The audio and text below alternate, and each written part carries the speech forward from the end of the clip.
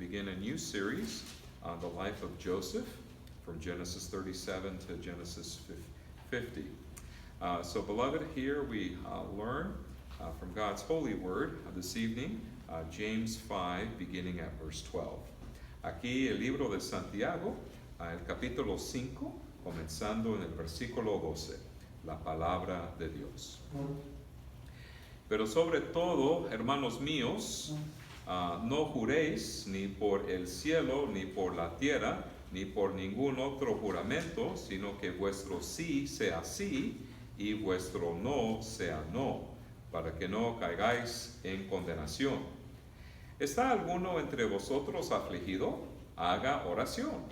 ¿Está alguno alegre? Cante alabanzas. ¿Está alguno enfermo entre vosotros? Llame a los ancianos de la iglesia y oren por él, ungiéndole con aceite en el nombre del Señor. Y la oración de fe salvará al enfermo, y el Señor lo levantará. Y si hubiere cometido pecados, les serán perdonados.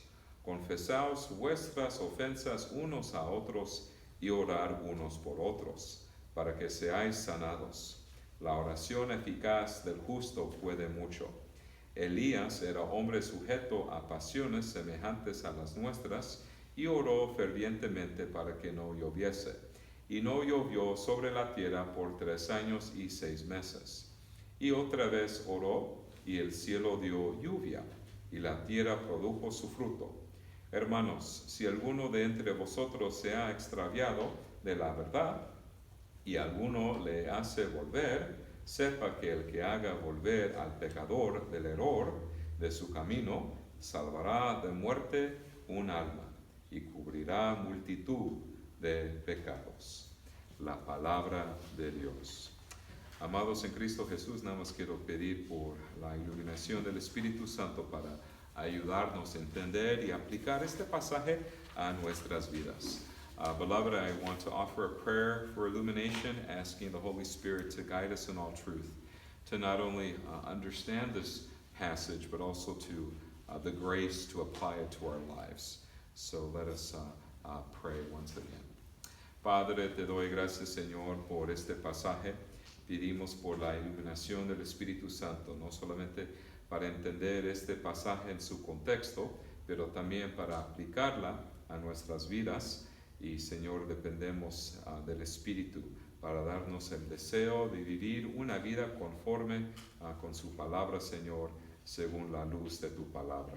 Y dependemos del Espíritu, Señor, para ayudarnos a entender y aplicar estas palabras a nuestras vidas. Señor, todo eso te lo pedimos en el precioso nombre de Cristo Jesús. Amén.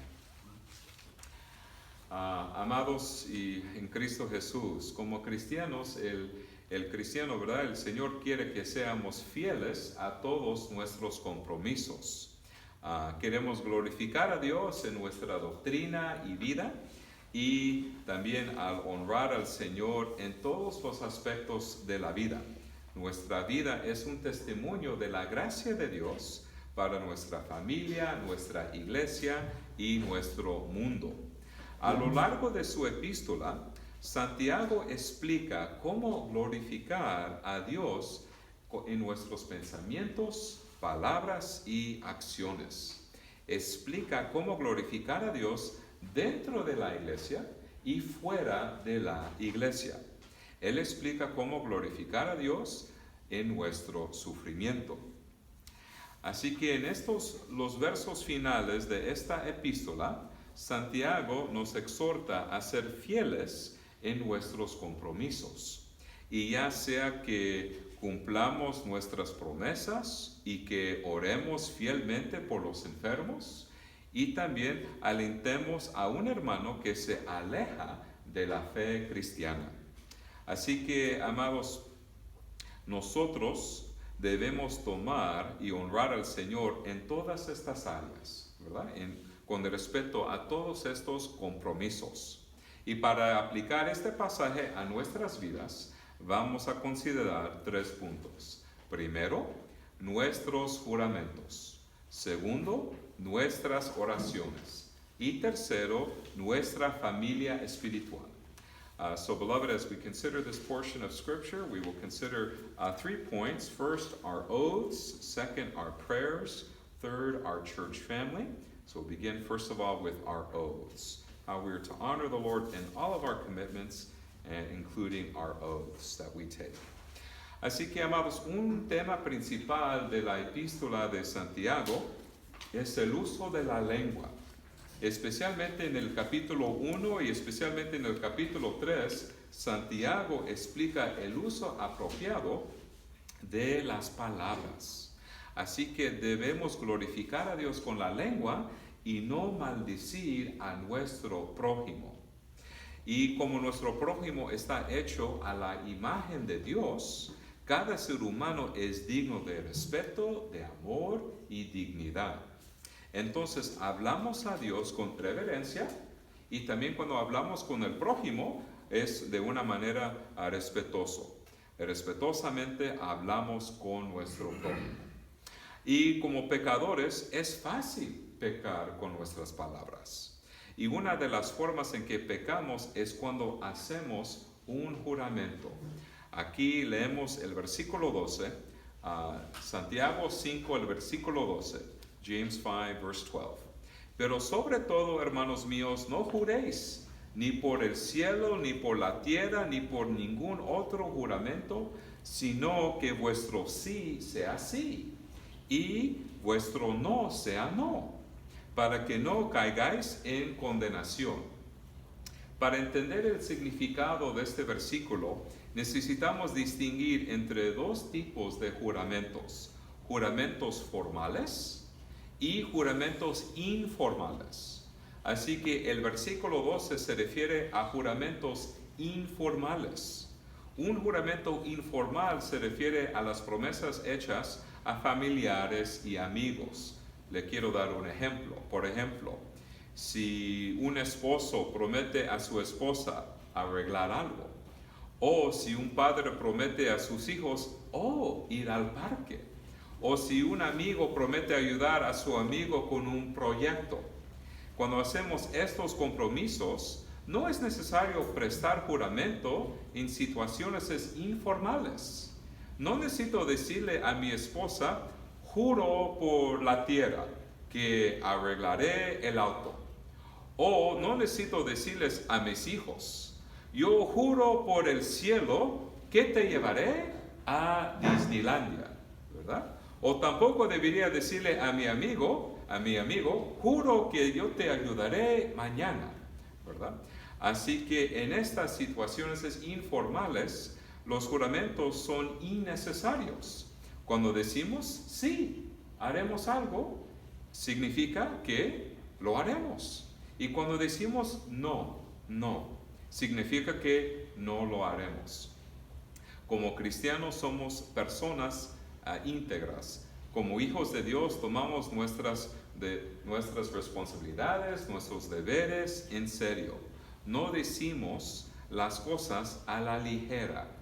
Así que como creyentes en Cristo, conocemos la verdad, proclamamos la verdad, vivimos nuestras vidas según la luz de la verdad, y por lo tanto estamos obligados a hablar, ¿verdad?, con sinceridad. Y si no cumplimos nuestros compromisos, entonces hemos hablado palabras falsas. Ahora, a veces hay emergencias o eventos inesperados, así que nos impiden cumplir nuestras promesas. En esos momentos inesperados, nuestras circunstancias están fuera de nuestro control. La providencia de Dios determina los resultados de nuestros planes. Así que aquí leemos, por ejemplo, en Santiago 4, el versículo 15, James 4, verse 15. En lugar de lo cual deberíais decir, si el Señor quiere, viviremos y haremos esto o aquello. Con la ayuda de Dios cumpliremos nuestros juramentos y compromisos. Nuestro objetivo es cumplir con nuestras obligaciones. Si somos confiables, no es necesario hacer un juramento informal. Y cuando estudiamos Santiago 5:12, las palabras de Santiago son similares a las palabras de Jesucristo. Por ejemplo, en Mateo 5, el versículo 34 a 37, a lo largo de esta epístola escuchamos ecos de las palabras de Cristo. Aquí leemos Mateo 5, el versículo 34 a 37. Pero yo os digo, no juréis en ninguna manera, ni por el cielo, porque es el trono de Dios, ni por la tierra, porque es el estrado de sus pies, ni por Jerusalén, porque es la ciudad del gran rey. Ni por tu cabeza jurarás, porque no puedes hacer blanco o negro un solo cabello. Pero sea vuestro hablar, sí, sí, no, no, porque lo que es más de esto, de mal procede. Y amados, cuando leemos las enseñanzas de Cristo y de Santiago sobre juramentos, están prohibiendo juramentos informales, pero no juramentos formales. A veces es necesario hacer un juramento formal. Por ejemplo, si somos testigos en un juicio, es un requisito prestar juramento en la sala del tribunal. Como testigo en un juicio, tenemos la oportunidad de proteger a los inocentes, castigar al infractor y promover la justicia. En esta situación, un juramento formal es una forma de glorificar a Dios con nuestra lengua.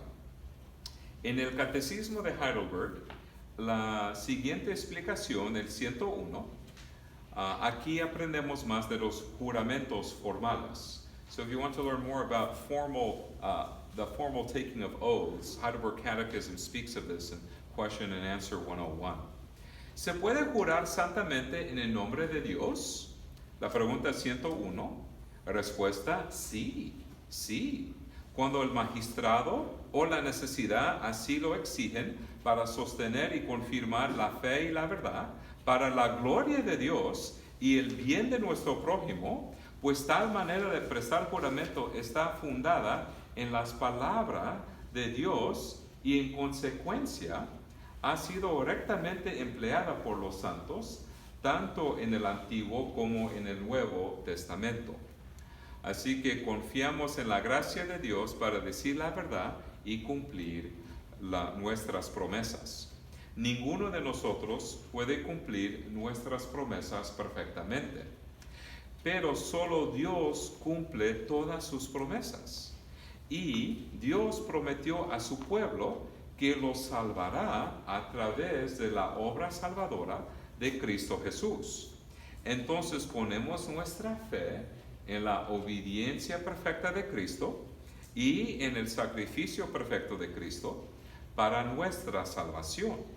Nuestro Señor Jesucristo cumplió perfectamente la ley de Dios y se ganó la justicia y el perdón por nosotros.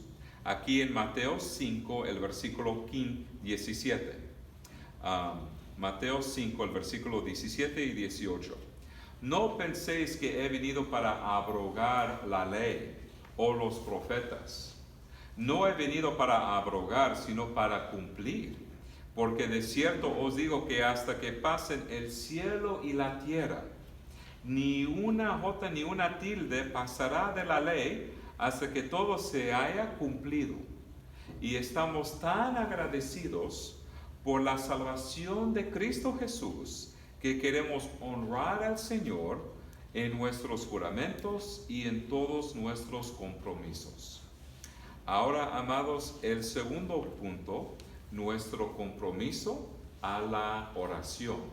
Now to our second point, our prayers. Así que, amados, en este segundo punto, otra forma de honrar al Señor en nuestros compromisos y también con nuestras palabras es la oración. En nuestra vida personal y familiar y la vida de nuestra iglesia, debemos tomar en serio nuestro compromiso a la oración. Cuando hablamos de oración, cada persona tiene ideas diferentes sobre la oración y según la Biblia, ¿cómo debemos orar? Pues es importante responder a esta pregunta cuidadosamente porque la oración es la expresión principal de nuestra gratitud a Dios. Como hijos de Dios, nos comunicamos regularmente con nuestro Dios. Y así que en la oración cultivamos nuestra comunión con Dios, también agradecerle por sus bendiciones y pedirle por su ayuda. Así que podemos pensar de la oración de esta manera. Y en nuestro pasaje de hoy, Santiago explica cómo orar al Señor. Aquí en el versículo 13, James 5, verse 13. Santiago 5, el versículo 13. ¿Está alguno entre vosotros afligido? Haga oración. ¿Está alguno alegre? Cante alabanzas. Así que mientras sufrimos, debemos pedirle a Dios por su misericordia y compasión. A lo largo de sus epístolas, Santiago se ha referido a diferentes tipos de sufrimiento cuando leemos esta epístola. Por ejemplo, la injusticia en el trabajo. También el maltrato en la iglesia. Tercero, la persecución por nuestra fe cristiana. Y en este capítulo, la enfermedad. Así que aquí cuando leemos capítulo 5 hablamos de la enfermedad, pero en los otros capítulos aprendemos también de otros tipos de sufrimiento. Y reconocemos que nuestro sufrimiento es temporal, es algo temporal. Dios tiene el control de todos, e inclusive los eventos de nuestra vida. Y Dios nos dará la gracia de perseverar. También, amados, la vida puede estar llena de dolor, pero también experimentamos momentos de alegría. Cuando estamos alegres, debemos cantar alabanzas al Señor. Y le cantamos alabanzas porque sabemos que cada don perfecto proviene del Señor, proviene de lo alto. Cuando Dios nos da ayuda, aliento, consuelo, etc., nos regocijamos en el Señor, que se glorifica en nuestra debilidad. Sobre todo nos regocijamos en nuestra comunión con el Señor y nuestra salvación en Cristo Jesús. Alabamos a Dios por quién es Él y también por sus grandes obras. Y nuestra alegría es un pequeño sabor de la alegría que nos espera en la eternidad. Mientras esperamos la gloria celestial, soportamos nuestro sufrimiento confiando pacientemente en la misericordia y la compasión del Señor. Si estamos experimentando un gran dolor, debemos notificar a nuestros pastores y ancianos para pedirles que nos ayude a orar por nosotros. Los ancianos y los pastores gobiernan la iglesia local y en nuestra iglesia local llamamos al grupo de ancianos y pastores el consistorio. Así que yo y nuestro anciano que está con nosotros somos miembros del consistorio, ¿verdad? Y el consistorio vela por la vida espiritual de los miembros. Aquí leemos el papel de los ancianos para orar, ¿verdad? Para los miembros. Aquí Santiago 5, el versículo 14. James 5, verse 14. ¿Está alguno enfermo entre vosotros? Llame a los ancianos de la iglesia y oren por él, ungiéndole con aceite en el nombre del Señor. Así que si un miembro está enfermo, los ancianos deben hacer una visita y orar y rezar. En Santiago 5:14, aquí leemos una frase muy interesante. in verse 14, we read a very interesting phrase. Ungiéndole con aceite en el nombre del Señor. ¿Qué significa eso? Muchos académicos han discutido el significado del versículo 14. Algunos piensan que es una referencia a una práctica en el Medio Oriente. Hace muchos años, los residentes del Medio Oriente usaban aceite para medicina o también algo para la piel. Y también algunos usaban el aceite como una cura para todas las enfermedades. Oh, estoy enfermo. ¿Sabe qué? Necesitas aceite. Oh, mira, tengo esto, aceite. Así pensaban antes. Y también en el Antiguo Testamento, los israelitas ungieron a los sacerdotes y los reyes de Israel con aceite, ¿verdad? Los sacerdotes en el tabernáculo y en el templo. Oh, ¿vas a ser un sacerdote? Te vamos a ungir con aceite. O vas a ser el rey de Israel, como el rey David, o el rey Saúl, o el rey Salomón. Le ungieron con aceite. Pero en nuestro pasaje de hoy, la unción de aceite por los ancianos del Nuevo Testamento es una señal de la gracia de Dios. En nuestro pasaje de hoy, el aceite significa otra cosa. Los ancianos estaban consagrando al miembro enfermo al Señor y a la obra del Espíritu Santo. Y en nuestras oraciones debemos recordar a los enfermos y pedirle a Dios por sanidad y consuelo. Por eso siempre queremos saber cómo están ustedes, cómo están todos en casa, ¿verdad? Queremos saber cómo están sus seres queridos, porque pensamos de ellos en nuestras oraciones. En algunos casos no sabemos la causa de la enfermedad y en otros casos sí sabemos la causa. Y en ciertos casos, a veces, las personas están enfermas a causa de su pecado, en algunos casos. Aquí leemos el versículo 15, James 5, verse 15. Y la oración de fe salvará al enfermo, y el Señor lo levantará, y si hubiere cometido pecados, le serán perdonados. Así que, amados, nada más quiero tomar unos ejemplos. Si una persona es adicta al alcohol o drogas o cigarrillos, está destruyendo su salud, ¿verdad? El adicto puede experimentar muchas otras consecuencias debido a sus hábitos pecaminosos. Así que, sin embargo, amados, hay esperanza para los adictos que viven una vida de pecado. Sí hay esperanza. Jesucristo vino a ofrecer su vida como el sacrificio perfecto para el perdón de los pecados. Y nuestros pecados merecen un castigo eterno porque hemos pecado contra el Dios eterno. Y Jesús se hizo hombre para aceptar el castigo por nuestros pecados en su humanidad. Es por eso que llamamos a Cristo nuestro sustituto, porque Él tomó nuestro lugar en la cruz. Aunque merecemos la cruz, Cristo murió en nuestro lugar. Entonces, en nuestras oraciones por los enfermos, le pedimos a Dios que los cure, y si la persona enferma vive un estilo de vida pecaminosa, desordenada, también debemos orar por su arrepentimiento.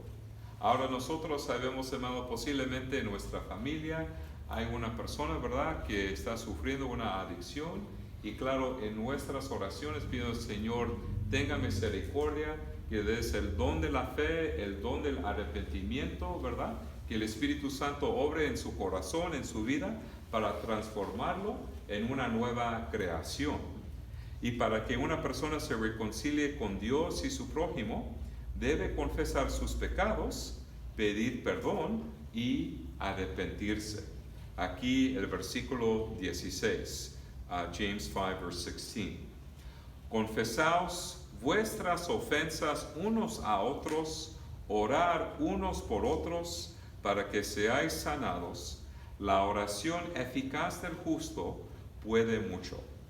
Así que si confesamos nuestros pecados, Dios es fiel y justo para perdonar nuestros pecados y limpiarnos de toda maldad.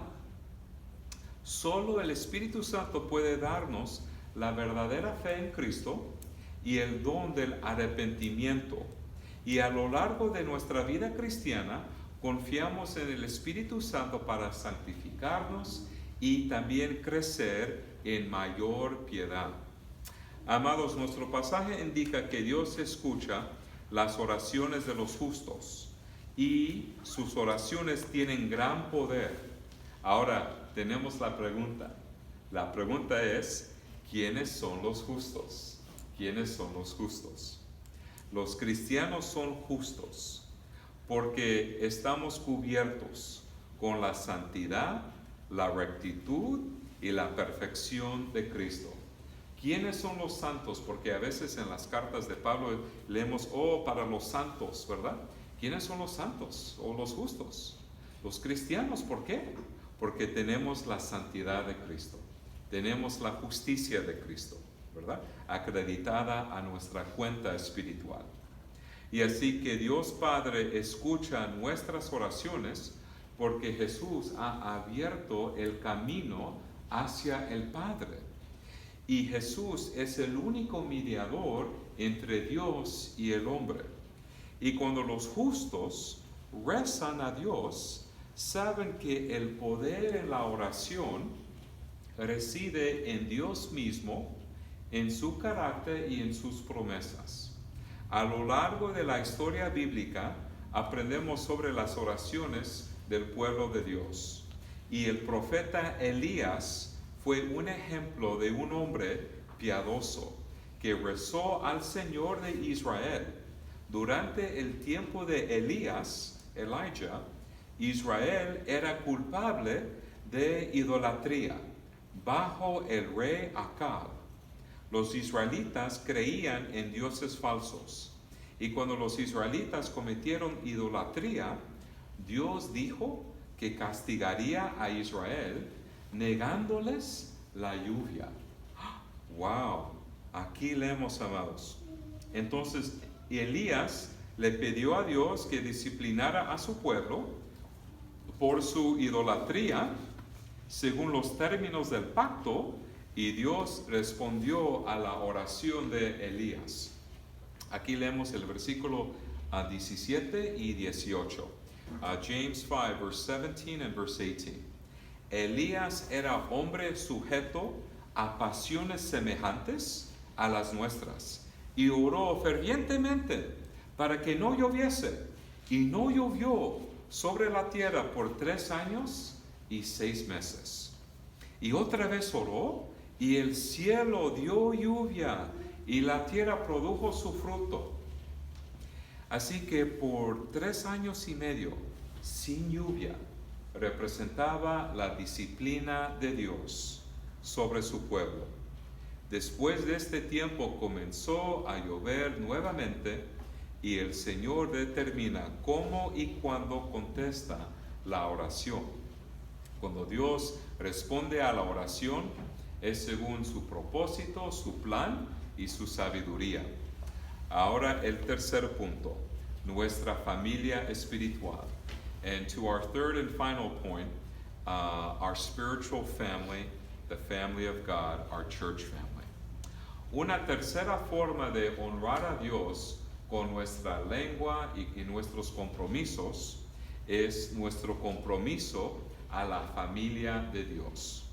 En su exhortación final, Santiago quiere que exhortemos a nuestros compañeros creyentes en su vida espiritual.